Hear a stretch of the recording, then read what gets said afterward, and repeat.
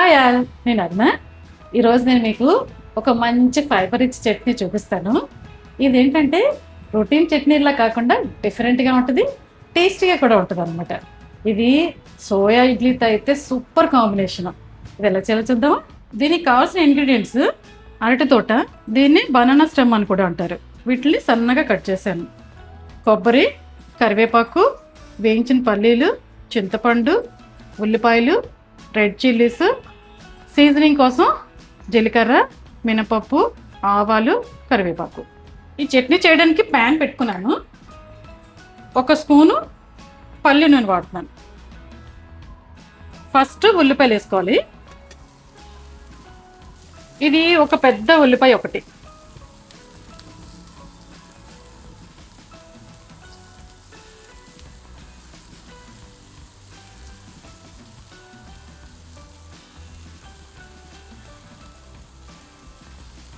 ఒక్క నిమిషం వేగిన తర్వాత కరివేపాకు వేయాలి.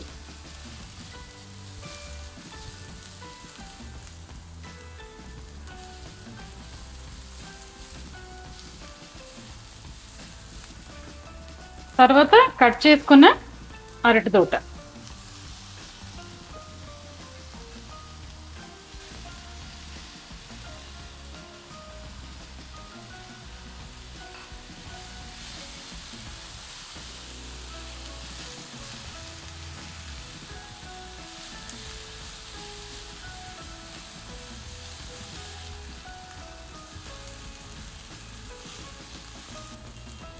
కొంచెం సాల్ట్ వేయాలి.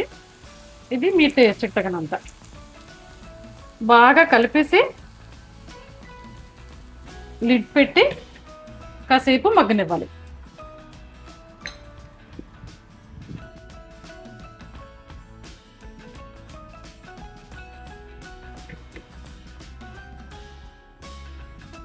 లాస్ట్ వీడియోలో సోయా ఇడ్లీ ఎలా చేయాలో చూపించాను. సోయా ఇడ్లీలో ఏంటంటే ప్రోటీను పుష్కలంగా ఉంటుంది అనమాట. ఇప్పుడు నేను చూపించే చట్నీలో ఫైబర్ అయితే మంచిగా ఉంటుంది. ఈ రెండు కలిపి సూపర్ కాంబినేషన్ అనమాట. ఎందువల్లంటే ప్రోటీన్ ప్లస్ ఫైబర్, దీనికి మించి మనకి ఏం కావాలి, అంతే కదా.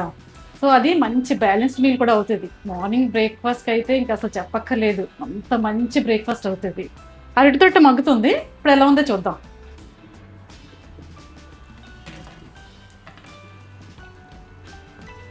అరటి తోట మంచిగా మగ్గింది.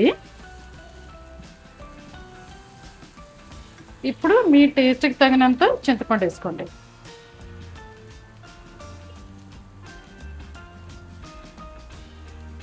తర్వాత కొబ్బరి, ఇది ఒక పావు కప్ ఉంటుంది కొబ్బరి.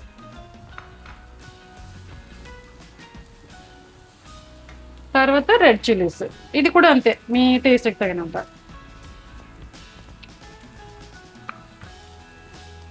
ఇవన్నీ వేసిన తర్వాత ఎక్కువసేపు వేపక్కర్లేదు, ఒక్క నిమిషం చాలు.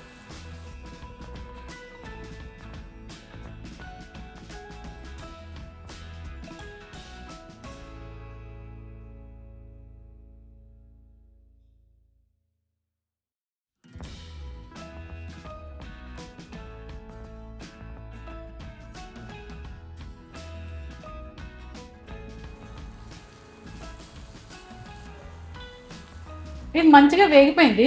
చల్లారిన తర్వాత గ్రైండ్ చేయాలి.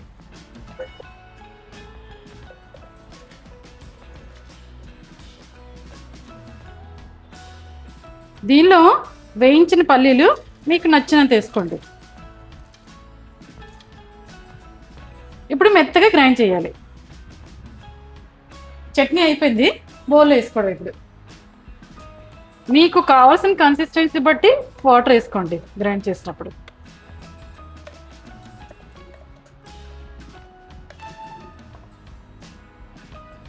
ఇప్పుడు సీజనింగ్ చేసుకోవడమే.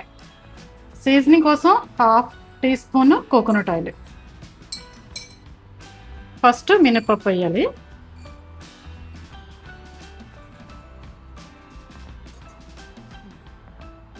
ఇప్పుడు మినపప్పు వేగిపోయింది. నెక్స్ట్ ఆవాలు, తర్వాత జీలకర్ర,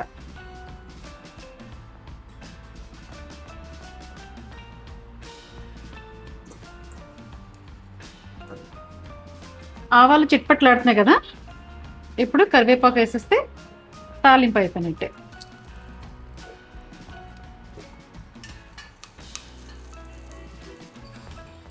తాలింపు వేసేస్తే చట్నీ రెడీ.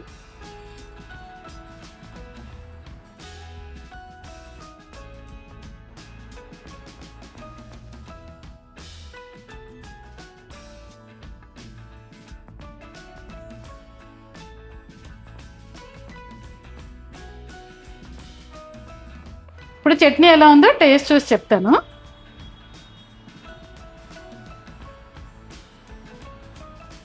నేను దీన్ని సోయా ఇడ్లీతో తింటున్నాను. సోయా ఇడ్లీ ఎలా చేయాలో లాస్ట్ వీడియోలో చూపించాను. మీరు కానీ చూడకపోతే ఒక్కసారి చెక్ చేయండి.